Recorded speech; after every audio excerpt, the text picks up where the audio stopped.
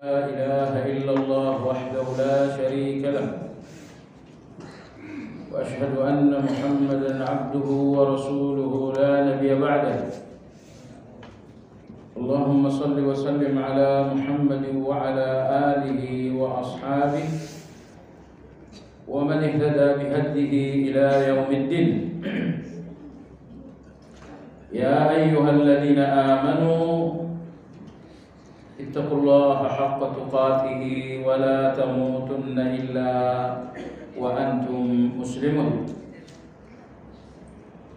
Kaum muslimin wal muslimat rahimakumullah. Barangkali ada yang kehilangan kacamata.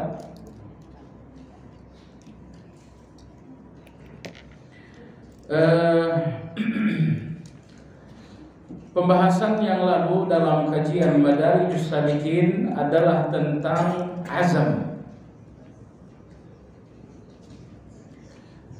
atau disebut juga dengan azimah.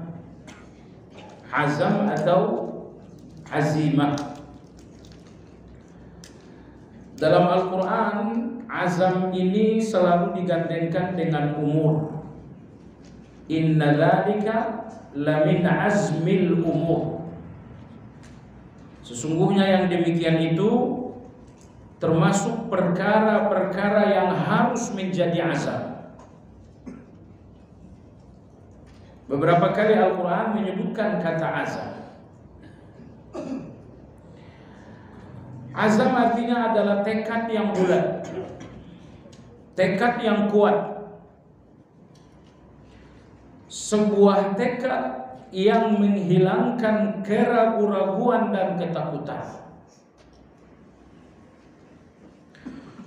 untuk meninggalkan bisnis haram, masih takut nanti miskin. Anda lihat ada satu kebaikan, tapi Anda terbayang-bayangi dengan rasa takut. Anda belum berazam. Karena azam itu menghilangkan dua hal. Menghilangkan ragu, yang kedua menghilangkan rasa takut. Bahkan yang ketiga, azam juga menghilangkan rasa malas. Baik. Dari sekian nabi-nabi dan rasul-rasul, ada 5 orang yang oleh Allah dijuluki dengan ulul azmi, yang artinya adalah pemilik-pemilik tekad. Kenapa kelima nabi dan rasul ini oleh Allah digelari dengan ulul azmi? Jawabannya karena tekad mereka yang tidak sedikit pun mundur dengan tantangan dakwah yang luar biasa.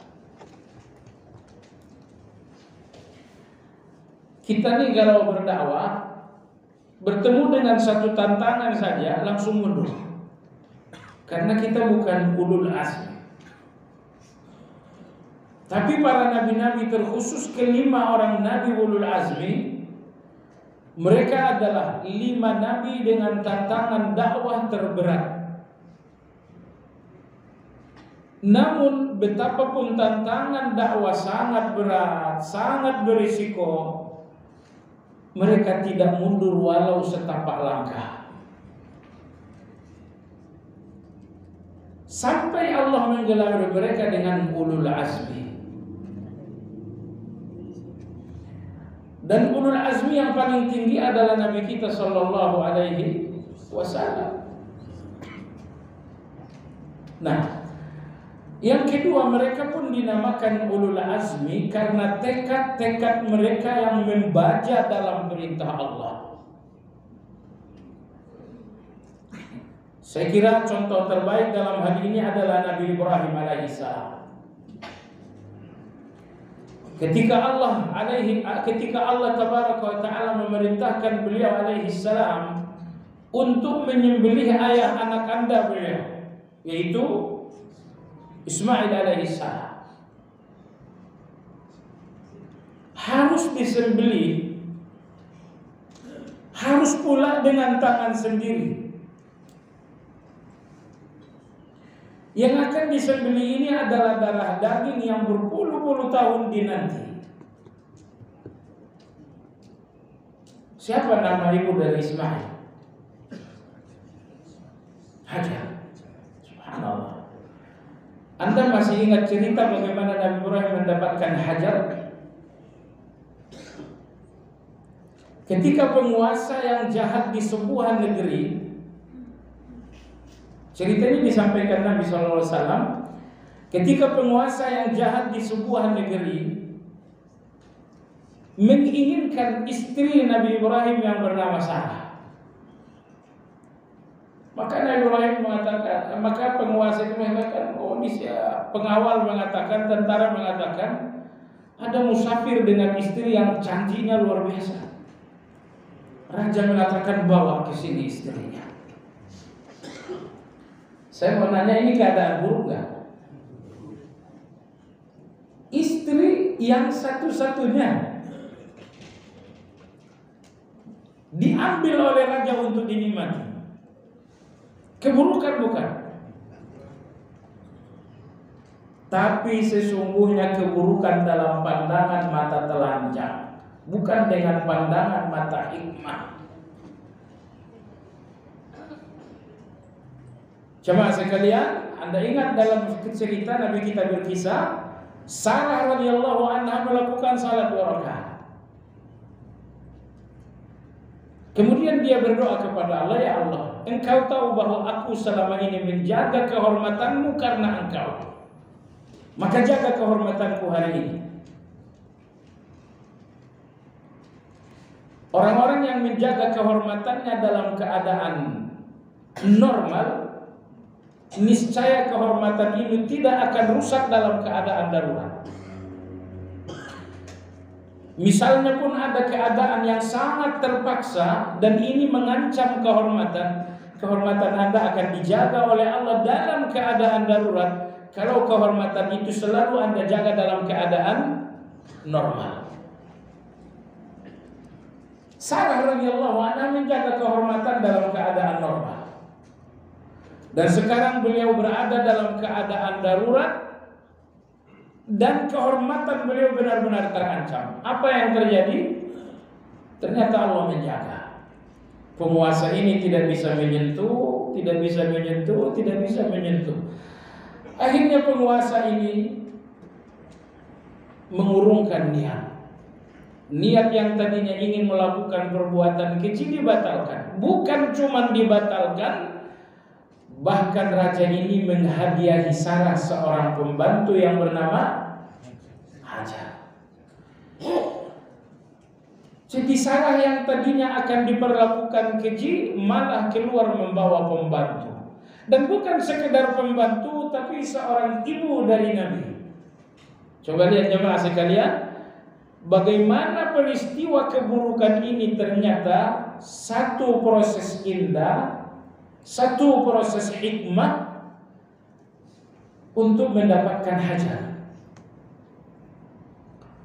Nabi Ibrahim alaihissalam tidak berpikir akan memiliki istri Hajar. Padahal Hajar ini oleh Allah ditetapkan sebagai ibu seorang Nabi alaihissalam dan Ismail alaihissalam. Jadi Masya Allah jemaah sekalian, siapa yang menduga peristiwa buruk itu ternyata ujungnya adalah Nabi Ibrahim mendapatkan istri, dan istri ini adalah ibunda dari seorang Nabi. Keburukan yang ditakutkan Nabi Ibrahim terjadi atau tidak? Keburukan yang dikhawatirkan benar-benar tidak terjadi. Yang terjadi malah sebuah hikmah yang sangat indah. Nabi Ibrahim mendapatkan pembantu, dan sang pembantu inilah yang nanti pertama kali memberinya keturunan. Keturunannya pun bukan manusia biasa, tapi seorang nabi. Seorang nabinya pun bukan nabi yang biasa, tapi nabi yang menjadi cikal bakal lahirnya nabi akhir zaman. Dan ini semua berawal dari satu kisah yang sangat menakutkan tadinya. Sebab itu jemaah sekalian, jangan berputus asa dengan keadaan buruk. Ya, apapun buruk satu keadaan, tetap teguhkan husnuzan kepada Allah Azza wa Jalla. Baik kita berbicara tentang azam, ketika Allah Azza wa Jalla perintahkan Nabi Ibrahim untuk menyembelih Ismail, Allah berfirman, "Inna hadza lahuwal bala'ul mubin." Ini penyembelihan Ismail benar-benar ujian yang sangat nyata. Kenapa? Pertama, Nabi Ismail ini tidak boleh dipancung, harus disembelih. Yang kedua, Nabi Ismail ini tidak boleh disembelih dengan menggunakan tangan lain, tapi harus tangan Nabi Ibrahim sendiri. Dan yang ketiga, perintah menyembelih Ismail bukan melalui wahyu yang langsung dari Jibril, tapi melalui mimpi. Melalui mimpi. Seandainya Jibril langsung menyampaikan perintah, ini tentu lebih enteng, lebih ringan. Tapi tidak, perintah penyembelihan itu adalah wahyu yang Allah sampaikan melalui mimpi. Tapi cobalah lihat bagaimana seorang ulul azmi, Ibrahim alaihissalam. Maka Nabi Ibrahim alaihissalam memanggil Ismail, qala ya bunayya inni ara fil manami anni adbahuka fanzur madza tara. Wahai anakku, melalui mimpi sebuah wahyu telah sampai kepada aku untuk menyembelihmu secara langsung dengan tanganku. Fanzur madza tara. Apa pendapatmu? Ayahnya ulul azmi dan anaknya pun tidak kalah pula tekad bajanya. Anaknya Ismail alaihissalam mengatakan, qala ya abati fa'al ma tu'mar satajiduni insyaallah minas sabirin. Ya abati, dalam bahasa Arab, panggilan terlembut seorang anak kepada ayah adalah ya abati. Enggak mungkin seorang anak memanggil ayahnya dengan ya abati kecuali hatinya penuh dengan bunga-bunga. Tapi lihatlah Ismail alaihissalam, bunga-bunga apa yang ada dalam hatinya. Ayahnya mengatakan, anakku, kau harus disembelih. Bunga-bunga apa itu? Kecuali kalau ayahnya mengatakan, wahai anakku, besok kita lamaran. Oh, itu wajar kalau anak mengatakan ya abadi. Tapi Nabi Ibrahim alaihissalam menyampaikan kata yang gak mungkin disampaikan siapapun. Anakku, kau harus disembelih langsung dengan tanganku. Itulah wahyu melalui mimpi. Nah, jawaban sang ananda yaitu Ismail, ya abati, wahai ayahandaku. Panggilan terlembut. If'al ma tu'mar. Lakukan apa yang diperintah. Ismail tak mengatakan lakukan apa yang diperintahkan Allah. Beliau menggunakan kata kerja pasif, tidak menyebutkan nama Allah. Lakukan apa yang diperintah. Kenapa tidak disebutkan Allah? Karena isi perintah ini sesuatu yang negatif secara lahiriah. Dan Allah Maha Suci dari segala yang buruk. Maka Nabi Ismail tidak mau menyebutkan nama Allah untuk sesuatu yang lahiriahnya negatif. Jadi coba lihat betapa bersih jiwa Nabi Ismail kepada ayahnya ketika ia memanggil ya abati. Dan betapa bersih jiwa Ismail kepada Allah ketika dia tak mau menyebutkan nama Allah untuk perintah tersebut. Satajiduni insyaallah minas, engkau akan menjumpaiku insyaallah termasuk orang-orang yang sabar. Kalau Anda perintahkan anak dan anak menjawab insyaallah, insyaallah perintah Anda bakal dijalankan. Tapi kalau Anda perintahkan anak, jawabannya tak pakai insyaallah, biasanya gagal. Coba kamu begini, oh beres. Jawaban beres itu mantap, tapi semantap itu mungkin kegagalan. Ajarkan anak-anak, dari jawabanmu kau akan gagal. Ayah kenapa ngomong begitu? Kenapa tidak ada insyaallah-nya? Nah, ajarkan anak-anak. Perintah untuk Ismail, perintah terberat, kemampuan Ismail untuk menjadi korban dalam perintah tersebut adalah nama Allah. Dia katakan insyaallah satajiduni insyaallah minas sabirin. Ayah akan menjumpai aku insyaallah bersabar. Lakukan saja. Akhirnya berangkatlah ayah dan anak ini ke Mina. Kalau nanti Anda pergi umrah, biasanya jalan-jalan ke Mina. Selesai Muzdalifah, Anda melewati satu kawasan bernama Wadi Muhassir. Wadi Muhassir ini adalah lokasi tentara bergajah dihancurkan oleh burung-burung yang datang ababil, yang datang berbondong-bondong. Selesai Wadi Muhassir, jalan sedikit sebelah kanan ada tugu. Disitulah dulu Nabi Ibrahim diperkirakan akan menyembelih Ismail. Allah berfirman, "Falamma aslama wa tallahu lil jabin." Keduanya pasrah. Ibrahim pasrah menyembelih, anaknya pasrah disembelih. Kenapa? Karena dalam jiwa ayah dan anak terdapat azam yang kuat untuk perintah Allah. Wa tallahu lil jabin. Ibrahim mengatakan, anakku, miringlah. Tadinya Nabi Ismail berbaring telentang untuk disembelih. Lantas Ibrahim alaihissalam mengatakan, miringlah. Nanti nyembelih kambing gak usah ditelentangkan. Di samping susah, gak bagus juga. Nabi Ibrahim mengatakan, wahai anakku, miringlah, jangan terlentang. Ulama kita mengatakan Nabi Ibrahim gak kuat melihat wajah anaknya disembelih. Nabi Ibrahim tidak kuat melihat pandangan Ismail saat akan menyembelih. Maka Nabi Ibrahim mengatakan, wahai anakku, miringlah. Ketika Ismail telah miring dan Nabi Ibrahim mulai mengambil golok, wa nadainahu ayya Ibrahim qad saddaqta ar-ru'ya inna kadzalika najzil muhsinin. Detik-detik terakhir selalu pertolongan Allah, betul? Ujian yang sangat berat, tapi ternyata detik-detik terakhir datang pertolongan Allah. Hai Ibrahim, kau telah membenarkan mimpi, dan mimpi itu hanyalah ujian. Inna kadzalika najzil muhsinin. Demikianlah kami akan memberikan balasan kepada orang-orang yang berbuat baik.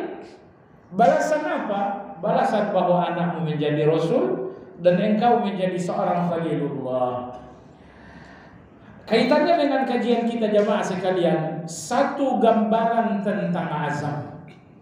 Yang dimaksud dengan azam, satu tekad di mana tidak lagi ada ragu, tidak lagi ada takut, tidak lagi ada bimbang, tidak lagi ada malas. Ini penghalang-penghalang hati Anda untuk menjalankan perintah. Kadang-kadang hati ini terhalangi untuk perintah Allah karena ragu. Kadang-kadang hati ini terhalangi untuk perintah Allah disebabkan takut. Nah, seandainya dalam hati Anda ada azam, niscaya akan lenyap. Takut akan hilang. Ragu enggak ada, bimbang enggak ada, malas.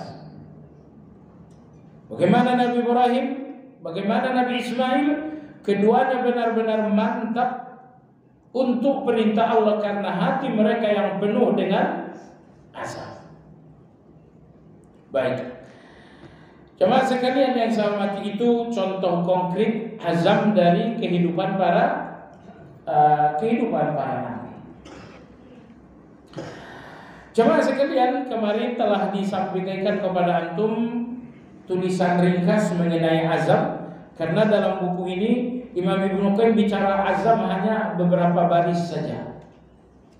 Dan akhirnya dengan bantuan Allah kita sempurnakan pembahasan azam dengan menggali informasi yang lebih banyak tentang azam dari kitab-kitab Ibnu Qayyim juga. Pagi ini Anda lihat jemaah sekalian pembagian azam. Imam Ibnu Qayyim berkata azam terbagi dua. Yang pertama, azam untuk memulai perjalanan ubudiyah. Azam untuk memulai perjalanan ubudiyah.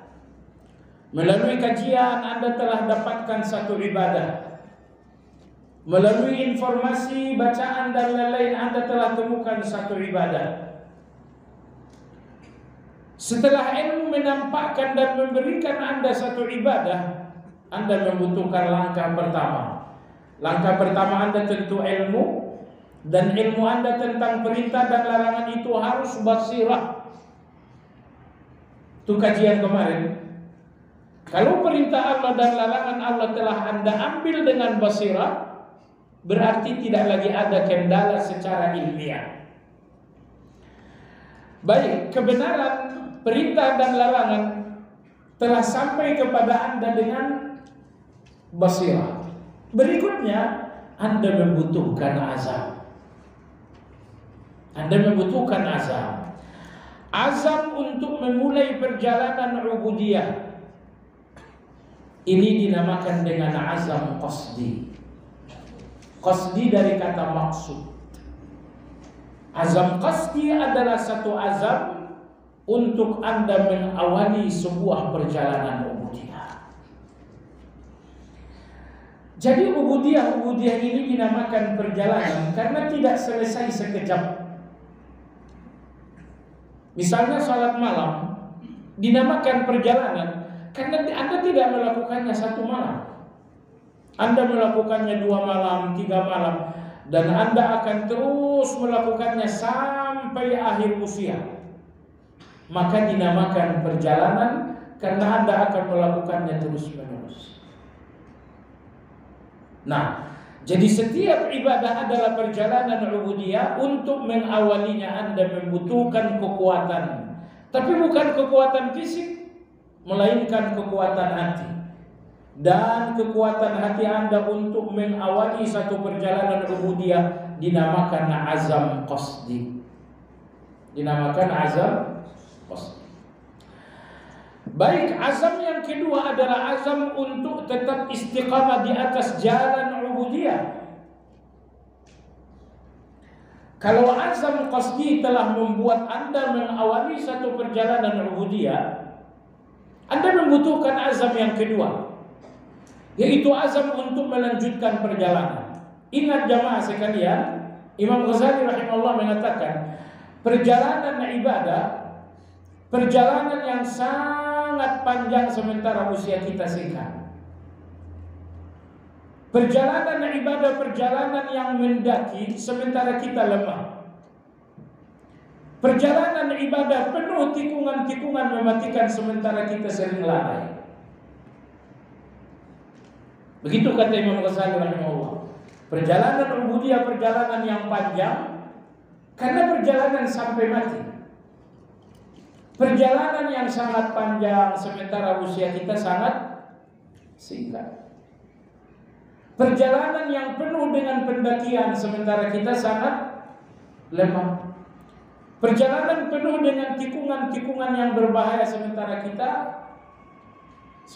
kita sangat sering lalai. Baik jemaah sekalian yang saya hormati, begitu gambaran beliau tentang perjalanan ubudiyah. Panjang bagi Anda yang melihat hidup ini lama. Tapi orang-orang beriman tak ada yang melihat hidup ini lama. Orang beriman melihat hidup ini singkat, sehingga perjalanan ubudiyah walaupun panjang, mereka mengatakan ini singkat, mungkin besok selesai, mungkin malam ini selesai. Cuma saya katakan jamaah sekalian dengan baik-baik, sebagian orang selesai dalam perjalanan ubudiyah hanya menyelesaikan satu ibadah, salat 5 waktu, mungkin juga puasa Ramadan. Perjalanan ubudiyah mereka hanya menyelesaikan 2 perjalanan, salat dan puasa. Padahal berapa banyak perintah Allah untuk Anda jamaah sekalian. Imam Izz bin Abdus Salam dalam kitab Syajaratul Ma'arif, buku ini bagus untuk dibaca, ditulis oleh ulama abad ke-5. Beliau lahir di akhir abad ke-5 dan wafat pada tahun 678 Hijriah. 1 abad lebih tua dari Imam Ibn Taimiyah. Beliau menulis buku Syajaratul Ma'arif sangat bagus sekali. Dalam buku ini beliau mengatakan perintah-perintah Allah terhadap perintah-perintah Allah khusus terhadap hati manusia ada 165 perintah. Dan larangan-larangan Allah khusus terhadap hati saja ada 101 larangan. Beliau tidak menyebutkan angkanya, tapi saya baca 1, 2, 3 ternyata perintah Allah untuk hati manusia ada 165 perintah. Larangan-larangan Allah berhubungan dengan hati. Beliau mengatakan A, B, C, lalu saya hitung 1, 2, ternyata ada sekitar 101 larangan Allah. Dan ini semuanya ibadah.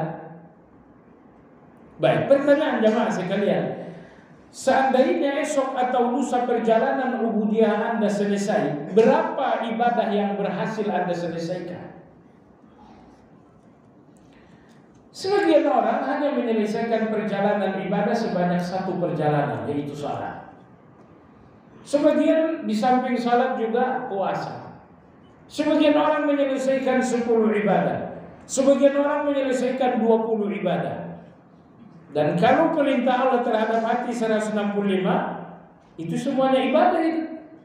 Larangan Allah untuk hati ada sebanyak 101, itu pun ibadah kalau ditinggalkan. Jadi begitu banyaknya perjalanan yang harus Anda tuntaskan. Kalau perjalanan ubudiyah ini hanya salat, selesai dengan mudahnya.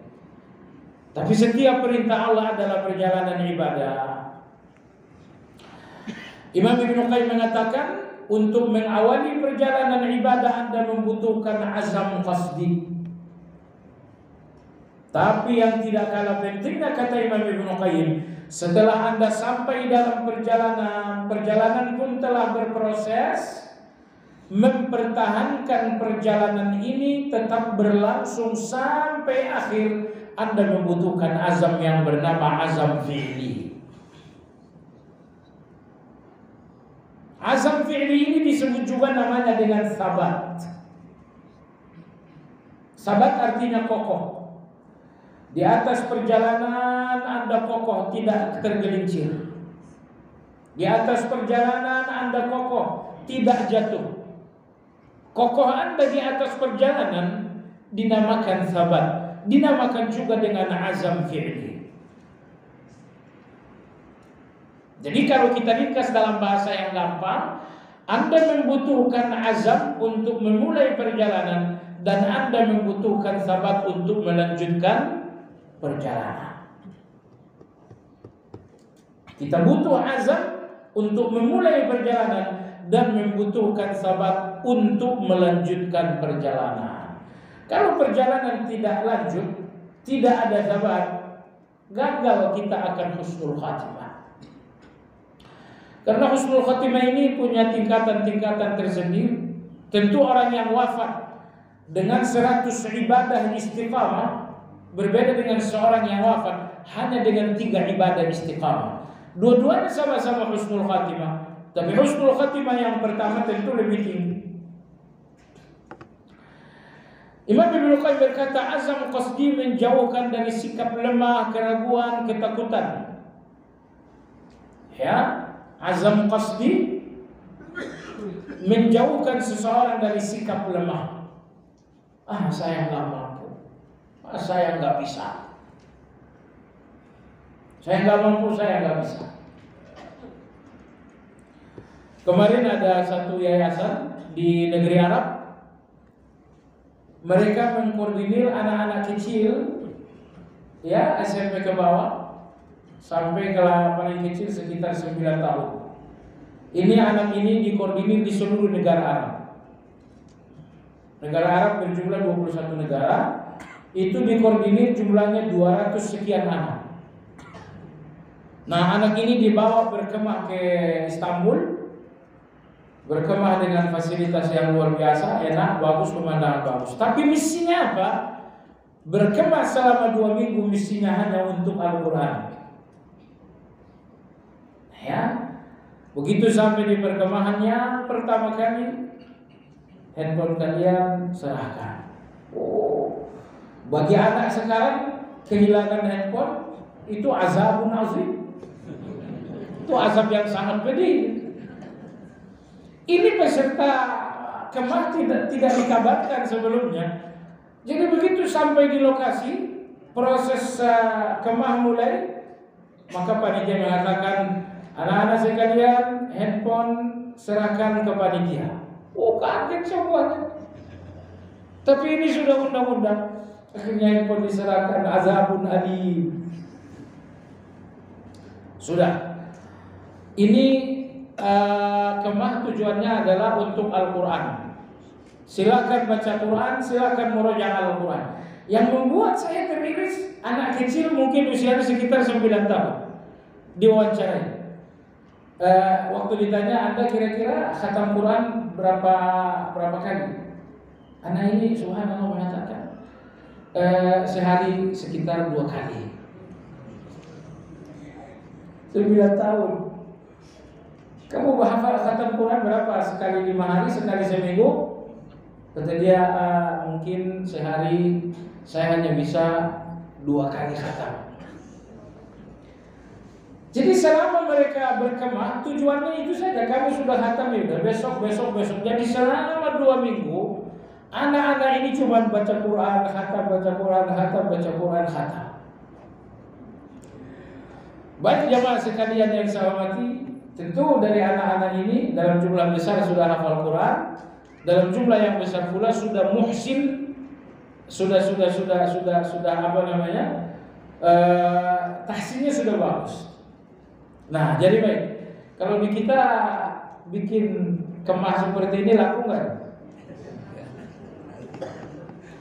Kalau hadiahnya satu anak 1 miliar laku. Ini hadiahnya enggak, hadiahnya cuma jalan-jalan saja. Baik jemaah sekalian yang saya hormati. Jadi azam qasdi, azam ini kata beliau menjauhkan seseorang dari sikap lemah. Saya enggak mampu, saya enggak bisa, saya udah enggak berdaya. Alasan tidak mampu, alasan tidak lagi bisa. Ini semua menunjukkan, ini semua adalah sikap lemah. Ingat jamaah sekalian, alasan saya tidak mampu, alasan saya tidak bisa, alasan ini boleh untuk dunia, tapi tidak boleh untuk surga. Ini ketika misalnya anak tadi dikatakan kamu khatam Quran 2 kali sehari, iya. Kalau kita jawabannya saya nggak mampu, saya nggak bisa. Sekali lagi saya katakan, alasan tidak mampu dan tidak bisa ini namanya lemah sikap lemah. Sikap lemah Anda itu untuk duniawi boleh. Kamu poligami, saya udah nggak bisa lagi berpoligami, itu bagus. Tapi jemaah sekalian, kalau sikap-sikap lemah ini hubungannya dengan ibadah, yang artinya hubungannya dengan surga, itu sikap lemah yang terkutuk itu, sikap lemah yang nggak boleh. Berikutnya, menjauhkan dari keraguan dan ketakutan. Anda masih ingat dalam kajian kita tentang basirah? Basirah itu ilmu yang melepaskan Anda dari keraguan. Maka basirah adalah awal dari sebuah azab. Kalau ilmu Anda adalah basirah, hampir dipastikan Anda akan memperoleh azab. Dan ketakutan, azab itu melepaskan seseorang dari ketakutan. Banyak ibadah-ibadah yang kadang-kadang membuat kita takut, tapi itu karena azam kita lemah. Di dalam azam yang kuat tidak ditemukan ketakutan sama sekali. Berikutnya beliau mengatakan, dan azam thabat atau thabat kita singkat demikian, menjauhkan seseorang dari malas. Nah, dalam proses perjalanan ubudiyah tahu-tahu Anda futur, tahu-tahu Anda bosan, tahu-tahu Anda malas. Kenapa saya bosan? Kenapa saya malas? Karena hati Anda sudah mengalami sabat yang mulai usang. Kalau sabat Anda sudah mulai usang, sudah mulai lemah, sabat yang lemah akan membuahkan penyakit malas. akan mendatangkan penyakit futur. Anda mulai bosan dengan amal-amal ini. Kenapa? Karena hati Anda sudah mengalami sabar. Jadi ini dua vitamin azab melepaskan Anda dari penyakit lemah dan ragu-ragu. Vitamin sabar melepaskan Anda dari penyakit malas dan bosan. Ibnu Qayyim berkata keduanya adalah simpul kebahagiaan seorang hamba. Kebahagiaan seorang hamba ada dalam keduanya. Kalau Anda memiliki azam, Anda memiliki sabar, Anda orang paling bahagia. Karena kalau Anda memiliki azam dan sabar, berarti Anda memiliki amal, dan amal itu pun istiqamah.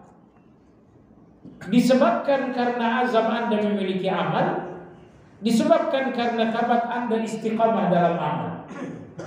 Maka memiliki azam, memiliki sabar, kata beliau, duanya adalah simpul kebahagiaan seseorang. Karena di dalamnya terkandung kejujuran kepada Allah. Imam Ibnu Qayyim mengatakan, kapan seseorang dinamakan jujur kepada Allah? Jawabannya, apabila di setiap larangan dan perintah Allah dia memiliki azam dan sabar. Kita ini orang-orang yang jujur kan? Baik. Hadis ini diriwayatkan dari 3 sahabat Nabi SAW. Anda dengarkan hadis ini. Kata Nabi SAW, hal ukhbirukum bi ahli jannati minar rijal? Maukah aku kabarkan kalian penghuni surga dari laki-laki? Tentu sahabat mengatakan iya. Kata Nabi SAW, an-nabiyuna fil jannah, as-siddiquna fil jannah, asy-syuhada'u fil jannah. Kata Nabi SAW, penghuni surga dari laki-laki ada 4. Yang pertama, nabi-nabi. Yang kedua, siddiqun. Ini yang kita bicarakan, orang-orang yang jujur dengan Allah. Nomor 3 adalah syuhada. Yang keempat siapa? Wa rajulun yazuru akhan lahu fi nahiyatil amsar la yazuru illa lillah. Seseorang yang sengaja menempuh perjalanan jauh untuk mengunjungi seorang teman dan hanya mengunjunginya karena Allah. Misalkan Anda punya kawan tinggal di Puncak Wijaya. Puncak Wijaya di mana? Papua. Anda menempuh perjalanan yang sangat jauh untuk mengunjunginya semata-mata karena Allah. Kata Nabi, ini adalah ahli syurga. Jadi kata Nabi, inilah 4 ahli syurga dari laki-laki. Nabi-nabi, siddiqun, syuhada. Yang keempat, seseorang yang mengunjungi teman di negeri yang jauh, di tempat yang jauh. Kalau mengunjungi kawan cuma di Kalimantan tidak masuk. Mengunjungi kawan cuma di Cijantung yang tidak masuk. Mengunjungi kawan di negeri yang jauh, di tempat yang jauh, di kota yang jauh, semata-mata karena Allah. Ternyata itu surga itu jemaah sekalian.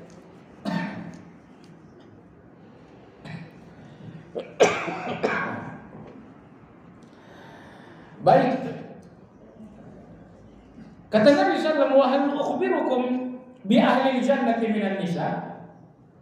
Apa kalian mau aku kabarkan penghuni surga dari wanita? Kalau Anda mau tidak? Kawan-kawan di belakang mau.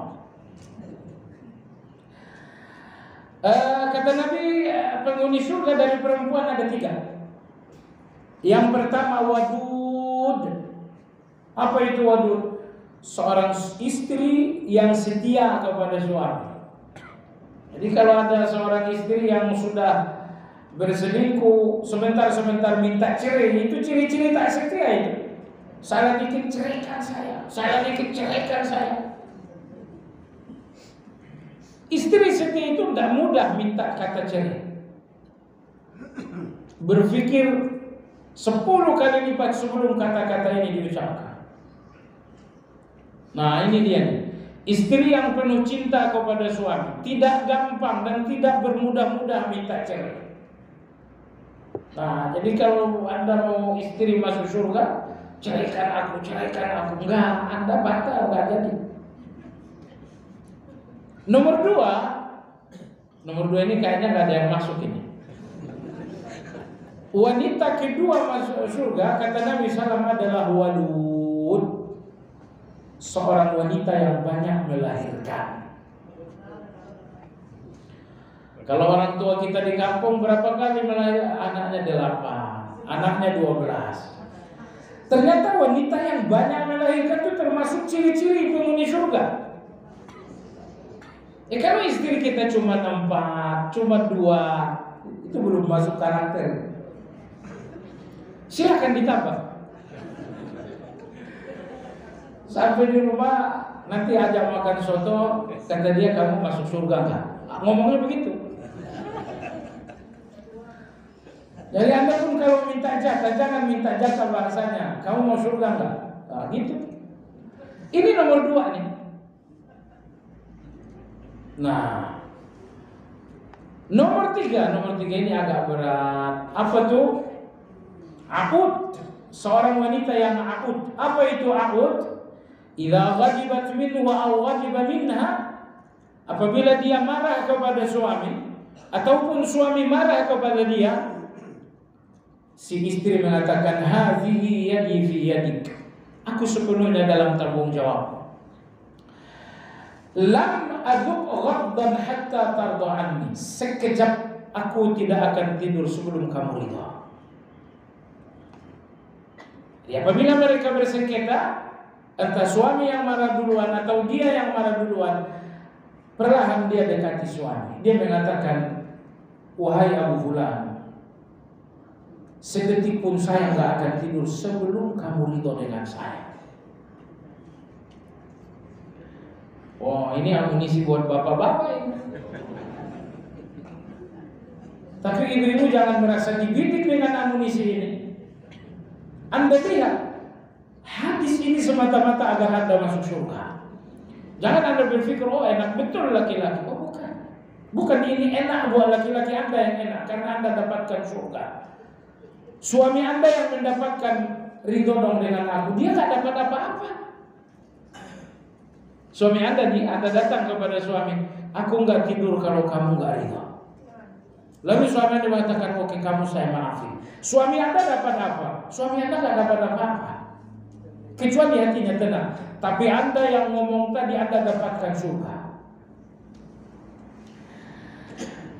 Kenapa Nabi mengatakan hal seperti ini? Karena minta maaf dari seorang perempuan sesuatu yang sangat berat. Minta maaf, minta ridho seorang perempuan sangat berat. Maka Nabi mengatakan, minta maaflah kepada suami, minta ridhonya, kau dapat surga. Sampai-sampai Nabi janjikan surga untuk wanita yang rendah hati minta ridho kepada suami. Kenapa? Karena rata-rata perempuan berat minta ridho ini. Baik. Jadi berapa laki-laki surga tadi? 4. Wanita surga 3. Hubungannya dengan kajian kita adalah nomor 2. Kata Nabi SAW, laki-laki surga pertama adalah Nabi. Jelas bukan kita orangnya. Yang kedua adalah Siddiq. Siapa Siddiq? Di sini Ibnu Qayyim mengatakan, seseorang dinamakan Siddiq kepada Allah apabila di setiap perintah dan larangan Allah dia memiliki 2 hal, yaitu azam, satu lagi sabat. Begitu ada perintah Allah, Anda berikan azam dan sabat. Begitu ada larangan Allah, Anda berikan azam dan sabat. Azam dan sabat Anda di setiap perintah dan larangan Allah menunjukkan bahwa Anda adalah siddiq, bahwa Anda adalah orang yang jujur kepada Allah. Apa yang dikatakan Ibnu Qayyim ini tepat sekali. Orang-orang yang akhirnya menantang Allah, melawan Allah, orang-orang yang akhirnya keras kepala dengan Allah, karena mereka tidak memiliki kedua hal ini. Allah katakan kamu sholat, malas, karena tidak ada azam. Ketika Allah mengatakan tolonglah kamu baca Quran, kemarin kamu udah masa tiap malam, oh ternyata tidak ada sabar. Jadi tanpa azam dan sabar, Anda tidak dinamakan siddiq di atas perintah dan larangan Allah. Larangan Allah sangat banyak, perintah Allah pun sangat banyak. Di setiap perintah, di setiap larangan, pastikan Anda memiliki dua. Yang pertama azam, yang kedua sabar. Misal, ketika Allah melarang, la ta'kulur riba, kalian tidak boleh makan riba. Nggak boleh makan riba, nggak boleh. Gaji saya 65 juta dari riba, oh jangan. Allah melarang. Anda berazamlah meninggalkannya, walaupun Anda memperoleh keuntungan. Setelah Anda berazam, Anda meninggalkannya, ternyata seiring berjalan waktu 2 minggu, 3 minggu, Anda mulai masuk angin. Tadinya 65 juta sebulan, sekarang gak dapat apa-apa lagi. Anda berpikir untuk berbalik arah lagi. Anda berpikir balik arah karena Anda tidak sabar. Karena Anda tidak sabar. Sabar artinya adalah kokoh. Sabar artinya adalah kokoh. Jadi kalau Anda lihat pohon yang kokoh, angin bertiup, dia memang goyang tapi tidak miring, apalagi tumbang. Dia sekedar goyang tapi tidak miring, apalagi tumbang. Ini yang dinamakan kokoh. Semua orang goyang jamaah sekalian. Datang fitnah kita goyang, datang ujian kita goyang. Tapi angin-angin fitnah cukuplah membuat Anda goyang, gak boleh membuat Anda miring, apalagi Anda jatuh. Karena Anda sabar, karena Anda seorang yang sabar, yang kokoh. Ibnu Qayyim rahimahullah mengatakan seluruh ajaran Islam terhimpun pada azam dan sabar, tekad yang kuat dalam kebenaran dan sabar, keteguhan dalam kebenaran. Keduanya merupakan dua prinsip yang tersebut dalam doa Nabi SAW. Doa berikut ini sebetulnya panjang, tapi saya berharap dua-duanya nggak usah panjang-panjang dulu, sampai yang tertulis aja dulu Anda bacakan dalam sujud. Kata Nabi, Allahumma inni as'aluka tsabata fil amr wal azimata 'ala rusyd. Ya Allah, aku minta sabat di dalam kebaikan dan aku minta azimah di dalam kebenaran. Ini doa terlebih di zaman fitnah, jangan lagi Anda lupakan. Allahumma inni as'aluka tsabata fil amr. Ya Allah, aku minta kokoh di dalam kebenaran. Wal azimata 'ala rusyd, aku meminta kepadamu tekad yang kuat untuk setiap kebenaran.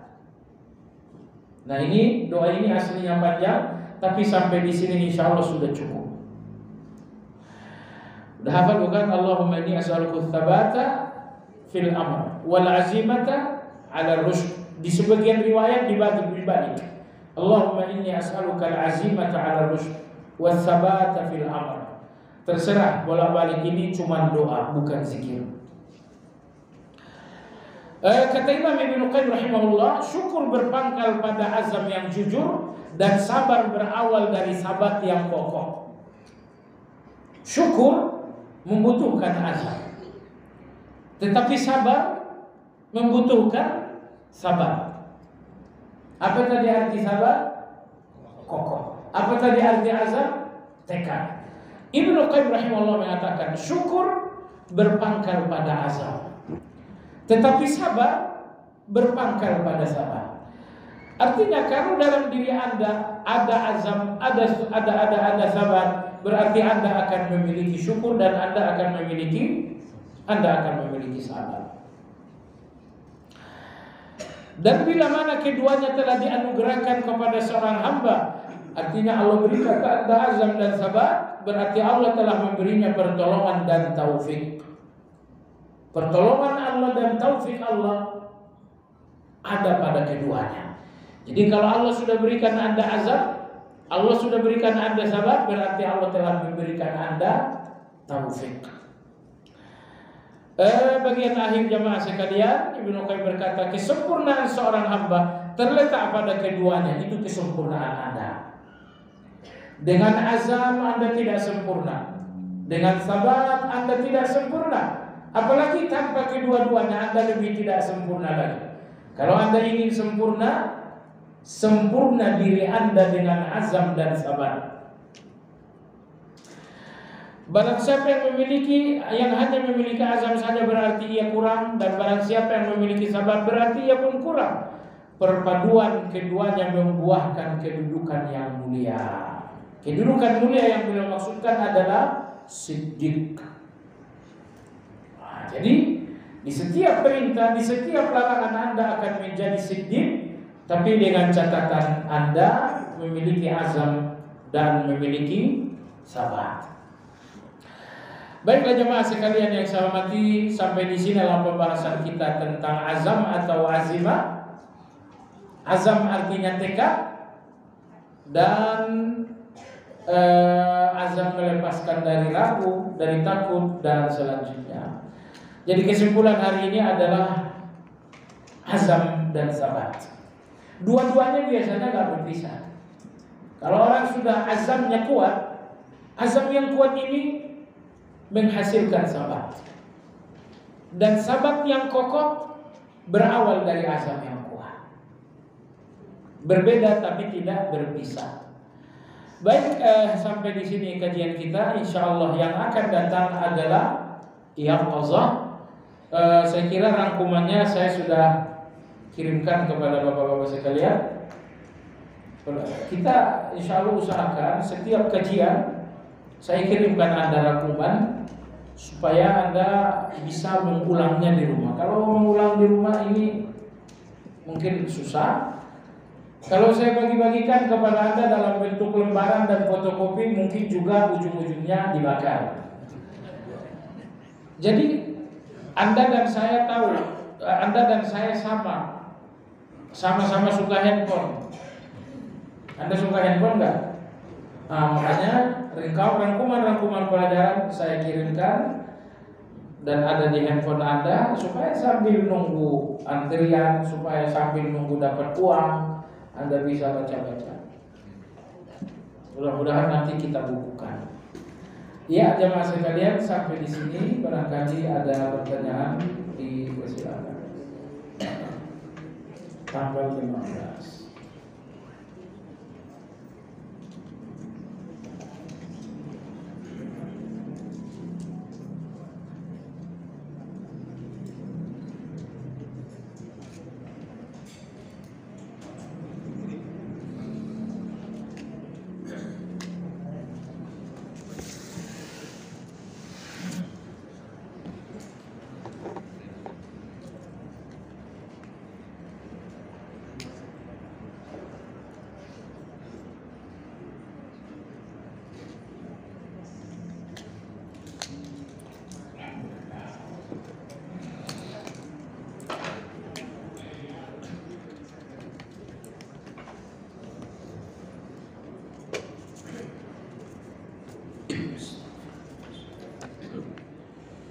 Apakah ujian kepada setiap muslim sebagaimana disebut dalam Al-Quran itu dialamatkan juga kepada orang-orang kafir? Semuanya diuji oleh Allah. Muslim diuji, non-muslim diuji. Yang berbeda, ujian seorang muslim menjadi pahala, dan ujian bagi seorang muslim tidak jadi pahala. Jadi sama-sama diuji oleh Allah Azza wa Jalla. Tapi siapa yang ujiannya paling besar? Jawabannya siapa orang yang paling berisi hatinya? Orang-orang muslim itu hatinya kosong. Ujian untuk mereka ujian yang sangat lemah. Ujian untuk mereka ujian yang ringan. 1 tambah 1 diuji oleh Allah, tapi ujiannya paling banter kali-kali 3. Tapi hati Anda penuh dengan iman. Ya, hati Anda penuh dengan iman. Nah, karena hati Anda penuh dengan iman, maka ujian untuk Anda juga ujian kelas kakap. Maka Nabi bersabda, asyadul bala al-anbiya. Ujian paling tinggi adalah para nabi. Kemudian di bawahnya lagi, dan di bawahnya lagi. Jadi Anda ini sekarang pendidikan Anda, pendidikan S3 ini, Jangan minta ujian anak TK. Jadi kalau mereka non muslim, mereka bahkan belum sekolah hidayah maksud saya. Jadi nggak ujian untuk mereka juga ujian kecil. Nah, tapi jangan lupa jemaah sekalian yang saya hormati, semua ujian adalah rahmat. Betul tidak? Anda setuju nggak? Cuman saya ingin tambahkan lagi jemaah sekalian, ujian ini semuanya rahmat, namun boleh jadi Anda tidak temukan rahmat itu di dunia. Sesampainya di akhirat, barulah Anda lihat, ya Allah, ujianku adalah rahmat. Ujianku adalah rahmat. Anda yang gelisah dengan urusan sakit, Anda yang gelisah dengan urusan fitnah, Anda yang gelisah dengan urusan hutang piutang, itu semuanya rahmat. Kalau Anda tidak melihatnya rahmat di dunia, Anda akan menemukannya rahmat di akhirat. Baik. Dan subhanallah jemaah sekalian, 4 kali Al-Quran menyebutkan Arhamur Rahimin. Apa arti Arhamur Rahimin? Arhamur Rahimin, ya Allah, Engkau yang paling pengasih dari semua yang pengasih. Engkau yang paling penyayang dari banyak yang menyayang. Itulah Arhamur Rahim. Berapa kali dalam Al-Quran? Sebanyak 4 kali. Ketika Nabi Musa berdoa kepada Allah, Rabbi ghfirli wa li akhi, ya Allah, ampunilah aku, ampuni pula abangku Nabi Harun. Di ujung beliau mengatakan, wa anta arhamur rahim. Nah, yang menarik Arhamur Rahimin ini, ya Allah, Engkaulah yang paling penyayang dari sekian banyak yang menyayang. 2 kali Arhamur Rahimin justru datang dari tengah-tengah ujian. Yakub alaihissalam hari itu didatangi anak-anak yang telah membawa Binyamin. Anak-anaknya mengatakan, wahai ayah, kami telah kembali, tapi Binyamin sudah tertangkap oleh kerajaan. Nah, Yakub mengatakan, kalian menghilangkan Yusuf, dan hari ini kalian pun menjebloskan Binyamin ke dalam penjara. 2 anakku hilang bukan oleh orang lain, tapi oleh anakku sendiri. Yakub mengatakan, fallahu khairun hafidha wa huwa arhamur rahimin. Allah sebaik-baik yang menjaga. Aku enggak tahu anakku di mana, tapi Allah menjaga mereka. Wa huwa arhamur rahimin, dan Allah adalah yang paling penyayang dari semua yang penyayang. Sudah? Baik. Arhamur rahimin yang ketiga itu disebutkan oleh Nabi Yakub, oleh Nabi Yusuf. Nabi Yusuf adalah korban kejahatan abang-abangnya. Ketika mereka datang, ketika Nabi Yusuf menjadi seorang raja penguasa, abang-abangnya datang minta maaf. Kejahatan mereka adalah percobaan pembunuhan. Percobaan pembunuhan bukan untuk seorang Yusuf yang dewasa, tapi untuk seorang Yusuf yang lemah. Mereka datang, mereka mengatakan minta maaf, minta maaf, minta maaf. Yusuf mengatakan, qala la tathriba alaikumul yawma yaghfirullahu lakum wa huwa arhamur rahimin. Yusuf mengatakan, wahai abang-abang sekalian, hari ini tidak ada celaan untuk kalian. Jangankan hukuman fisik, sepatah kata celaan pun tidak ada. Yang kedua, Yusuf mengatakan, yaghfirullahu lakum, semoga Allah mengampuni kalian. Yang ketiga, Yusuf mengatakan, wa huwa arhamur rahimin, dan Allah yang maha penyayang dari semua yang penyayang. Jadi lihat bagaimana Nabi Yusuf membalas kejahatan mereka dengan kebaikan. Mereka mencoba membunuhnya, beliau mengatakan, la tathriba alaikum, la tathriba alaikumul yawm. Tidak ada sepatah kata celaan pun untuk kalian, apalagi coba kalau Yusuf kalau mengeksekusi abang-abangnya bisa kan? Sangat bisa sekali mengeksekusi abangnya. Apalagi sekedar memenjarakan. Tapi Yusuf mengatakan, la tathriba alaikumul yaum. Hari ini sepatah kata celaan pun tidak ada untuk kalian. Memaafkan, memberi maaf dalam kondisi Anda sudah kuat, itu kemuliaan. Tapi memberi maaf dalam kondisi Anda lemah, mungkin karena kelemahan Anda. Dan di sini Anda lihat Yusuf alaihissalam memberi maaf justru dalam keadaan dia sedang kuat. Yang ketiga, yang keempat, Arhamur Rahimin dalam Al-Quran datang dari lisan Ayyub alaihissalam. Allah berfirman, wa Ayyub idh nada rabbahu anni massani ad-dur wa anta arhamur rahimin. Ya Allah, aku sakit dan Engkaulah Arhamur Rahimin. Yang ingin saya garis bawahi dua. Yakub kehilangan dua anak dan dia mengatakan wa anta arhamur rahimin. Ayub sakit belasan tahun dan dia mengatakan wa anta arhamur rahimin. Maksud saya apa? Di dalam ujian yang pertama kali lemah adalah keyakinan hati bahwa Allah Arhamur Rahim. Sakit tidak ada tanda-tanda Allah menyembuhkan. Boleh jadi Anda tidak lagi yakin Allah Arhamur Rahim. Hutang piutang yang menjerat banyak sekali terdapat di setiap kota hutang piutang dan tidak ada tanda-tanda Allah akan memberikan kemudahan.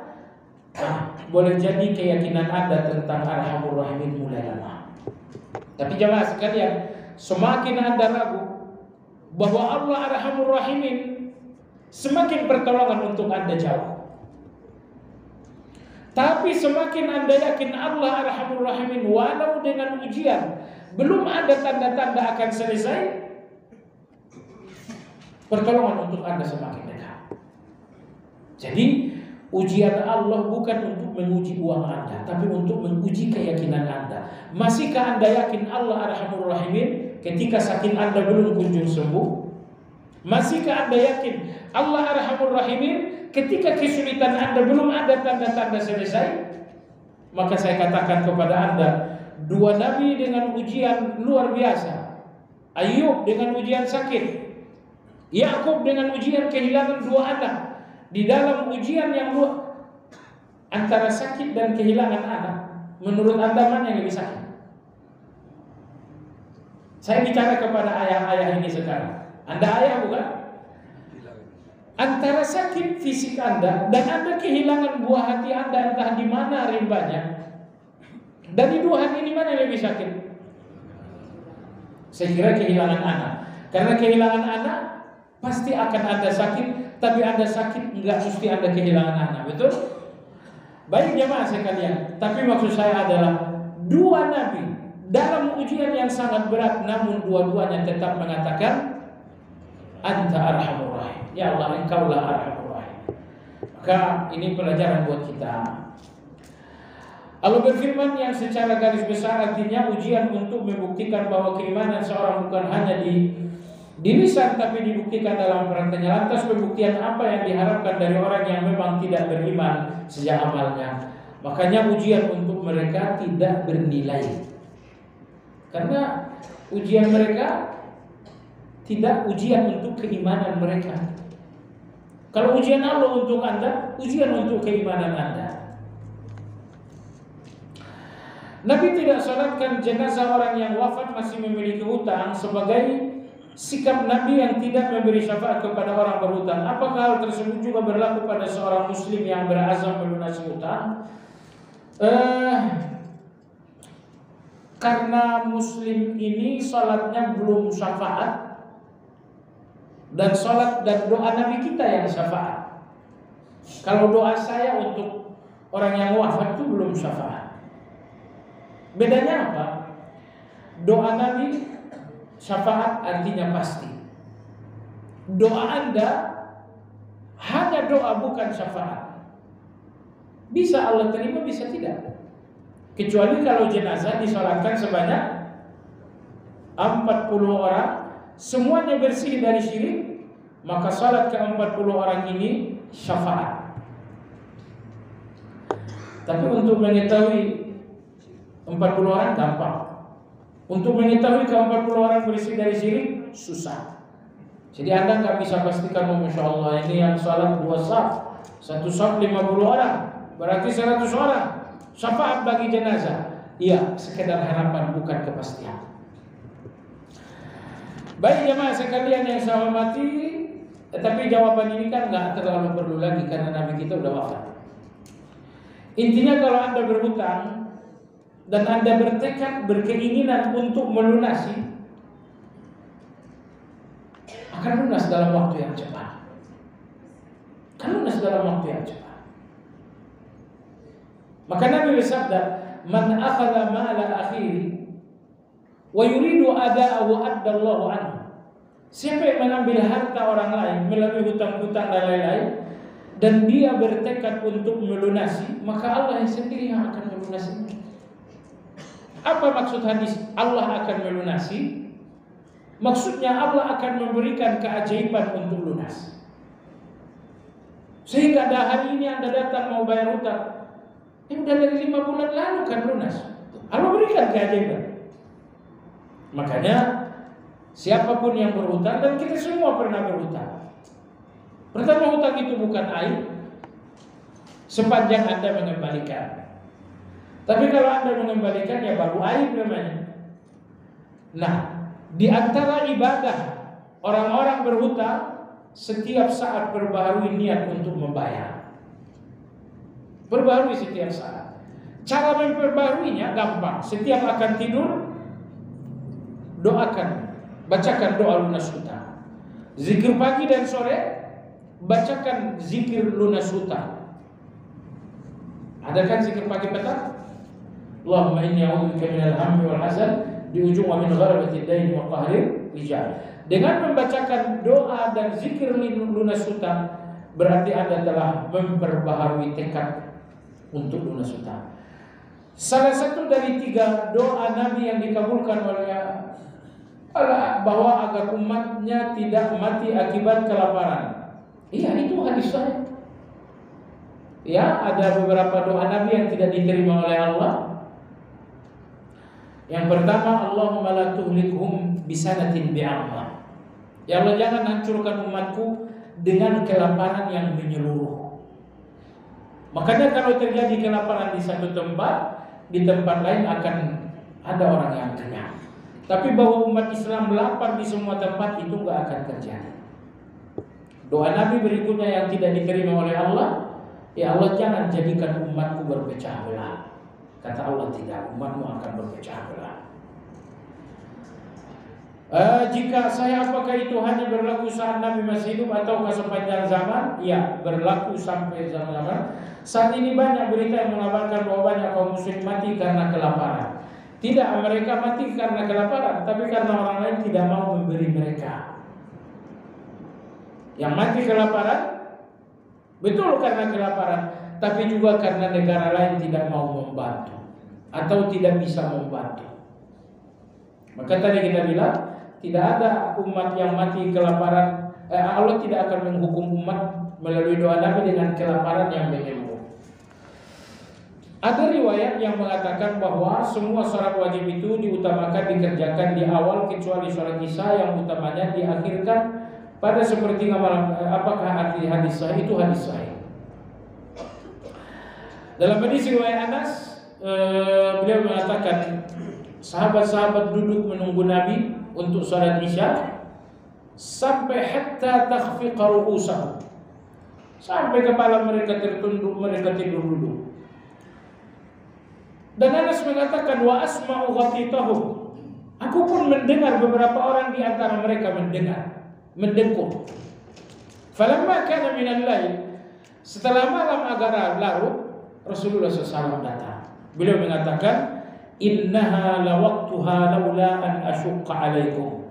Sesungguhnya waktu terbaik untuk isya adalah larut malam.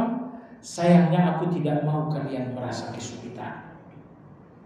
Nah, tapi ini berlaku kalau jamaah. Jadi Anda jangan berpikir, oh kalian sholat aja di masjid berjamaah, saya nanti sepertiga terakhir. Salah.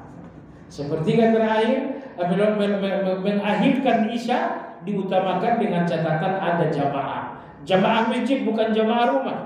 Jamaah masjid. Kalau jamaah di rumah itu nggak menguntungkan Islam.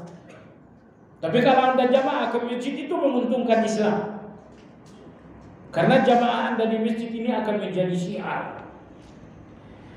Jika riwayat itu saya kemudian seorang muslim yang mengamalkannya, tapi kalau sebelum menjalankan sholat isya dia meninggal dunia, apakah dia justru dihukum orang yang lalai karena menunda menjalankan sholatnya sesudah datang waktunya? Sekali lagi ini salah. Mestinya kalau jamaah ada di awal waktu, ikuti jamaah. Saya kira di Indonesia kan ada sholat isya di jam 12. Semua sholat di Indonesia di awal waktu. Maka jangan ditunggu lagi malam hari, karena nggak ada jamaah di malam hari. Bagaimana cara mensyukuri dan menerima yang dirasakan, menerima takdir yang dirasakan takdirnya yang buruk, misalnya dalam menghadapi musibah yang besar, hutang habis karena ditipu atau ditimpa keburukan. Ya, cara menerima takdir yang besar, buruk, berat adalah Anda tahu bahwa itu keputusan Allah, itu nomor satu. Anda ditipu orang sampai bangkrut, ya, itu keputusan Allah enggak? Iya. Allah hanya memilih orang ini, tapi 50.000 tahun sebelum langit dan bumi diciptakan, Allah udah catat bahwa Anda akan ditipu seseorang. Itu catatan Allah. Cuman Allah memilih orang ini untuk jalan catatan itu menjadi nyata kepada Anda. Tapi ingat, sebelum orang ini menipu Anda, tipuan untuk Anda sudah dicatat oleh Allah. Ini sadari baik-baik. Kalau Anda sadar, Anda akan lebih mudah menerima takdir.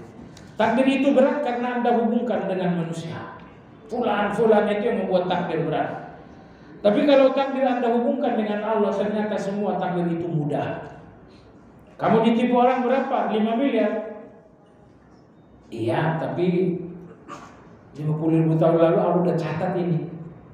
Itu lebih gampang jamaah sekalian. Saya punya kawan, kita lagi jalan bareng.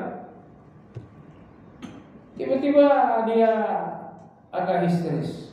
Ada apa? Kata dia, saya harus pulang ke rumah. Sampai di rumah saya telepon, ada apa sih? Kata dia, anak saya meninggal. Meninggal bagaimana? Anak saya selesai sekolah, dijemput oleh abangnya, naik motor. Jadi si abang bonceng adik naik motor. Begitu sampai di flyover Cilengsi, lewat Mayasari. Mayasari ini kelakson sekencang-kencangnya. Kagetlah anak yang sedang dibonceng ini, jatuh dan langsung dilindas oleh Mayasari.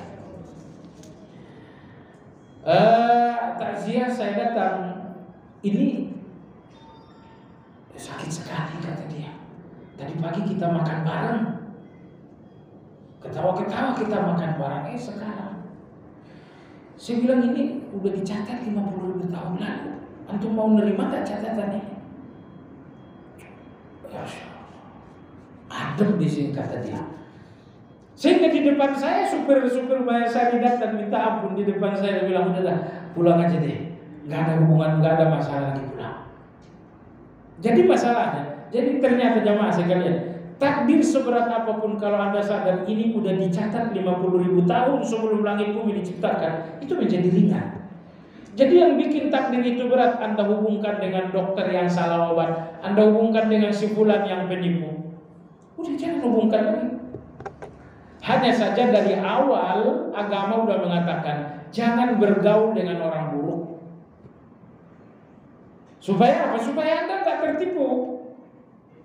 Baik. Bagaimana mengajak tetangga ikut sholat berjamaah di masjid? Ya ajak aja sambil bercanda. Ajak sambil bercanda. Kalau terlalu serius nanti tetangga kita juga nggak responnya nggak bagus. Alhamdulillah wassalatu wassalamu ala, kapan kita sholat ke masjid? Nah itu terlalu serius. Ajak bercanda. Sekarang di masjid ada kopi. Ayo ngopi di masjid. Itu enak. Seseorang yang sudah kokoh dan azam, namun dalam cara beribadahnya tidak sesuai dengan cara Rasulullah SAW. Iya, dia sudah azam, dia sudah sabar, tapi cara ibadahnya belum ittiba. Nah, jamaah sekalian yang saya hormati, azam dan ittiba itu di atas perintah, juga di atas larangan. Berittiba termasuk perintah dari Allah Subhanahu wa taala. Ini berarti azam dan sabat yang masih perlu disempurnakan. Azam sabatnya untuk sholat udah bagus, tapi azam sabatnya harus dengan sholat yang sesuai sunnah. Itu supaya pahalanya lebih besar. Demikian kajian kita hari ini, mengingatkan antum semua bahwa hari ini jam 10 ada kajian Al-Adabul Mufrad ditulis oleh Imam Bukhari di Masjid Ibnu Katsir. Bagi Anda yang ingin nambahkan ilmu dan nambahkan ibadah, berusahalah untuk hadir. Baik jamaah sekalian, kita sudahi dengan zikir kafaratul majlis. Subhanakallahumma wa bihamdika asyhadu an la ilaha illa anta astaghfiruka wa atubu ilaik. Alhamdulillahirabbil alamin. Assalamualaikum warahmatullahi wabarakatuh.